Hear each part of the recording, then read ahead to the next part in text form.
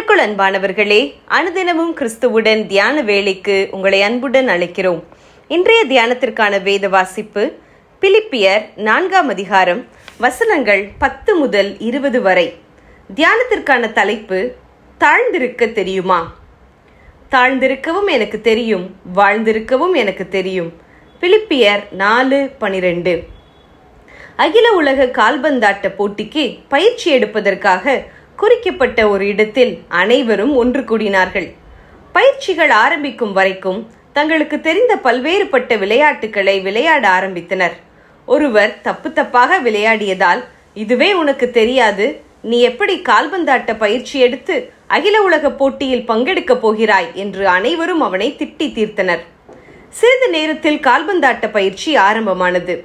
உங்களுக்கு பயிற்சி கொடுக்கின்ற பயிற்சியாளர் இதோ வருகிறார், எங்கே உங்கள் கரகோஷம் என்ற சத்தம் கேட்டு அனைவரும் கரங்களை தட்டி திரும்பி பார்த்தனர்.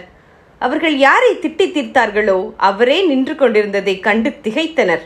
அவர் நினைத்திருந்தால் தன் திட்டு வாங்கிய போதே தனது பெருமைகளை பேசியிருக்கலாம். ஆனால் அவரோ அமைதலாயிருந்தார்.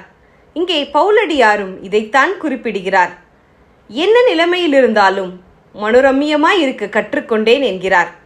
எவ்வளவோ காரியங்களை செய்து, எத்தனையோ சபைகளை ஸ்தாபித்து பலப்படுத்தி, எத்தனையோ பேருக்கு ஆலோசனைகள் கூறி கிறிஸ்துவுக்காய் பெரிய காரியங்களை சாதித்த பவுல், வாழ்ந்திருக்கவும் எனக்கு தெரியும், தாழ்ந்திருக்கவும் எனக்கு தெரியும் என்று கூறியது எப்படி? எப்போதும் தாழ்மையான சிந்தையோடு இருப்பதுவே ஒரு கிறிஸ்தவனுக்கு இருக்க வேண்டிய முக்கியமான குணாதிசயங்களில் ஒன்று. நம்மிடம் அது உண்டா? இன்று எத்தனை பேர் பெருமையான சிந்தனைகளோடு கிறிஸ்தவ பணியிலேயே இருக்கின்றனர்?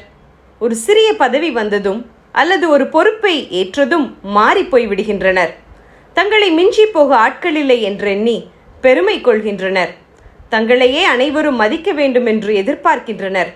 ஏனென்றால் அவர்களிடத்தில் தாழ்மையின் சிந்தை சிறிதளவும் கிடையாது. பிரியமானவர்களே, இன்று நாம் எப்படிப்பட்ட நிலையில் இருக்கிறோம்? தேவன் எப்படிப்பட்ட நிலையில் நம்மை வைத்தாலும் அதை ஏற்றுக்கொண்டு வாழ நாம் ஆயத்தமா?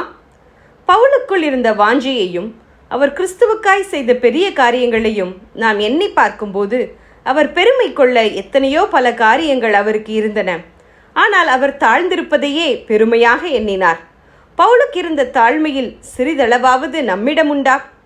அல்லது வீண் பெருமைகளை பேசிக்கொண்டு காலத்தை கடத்தி கொண்டிருக்கிறோமா?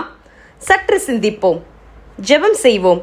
இரக்கமுள்ள கர்த்தாவே, எங்களது வாழ்வில் உயர்வுகள் வந்தால் பெருமை கொள்ளாமலும், தாழ்வு நேரிடும் போது மனம் தளர்ந்து விடாமலும் இருக்க எங்களுக்கு பலன் தாரும்.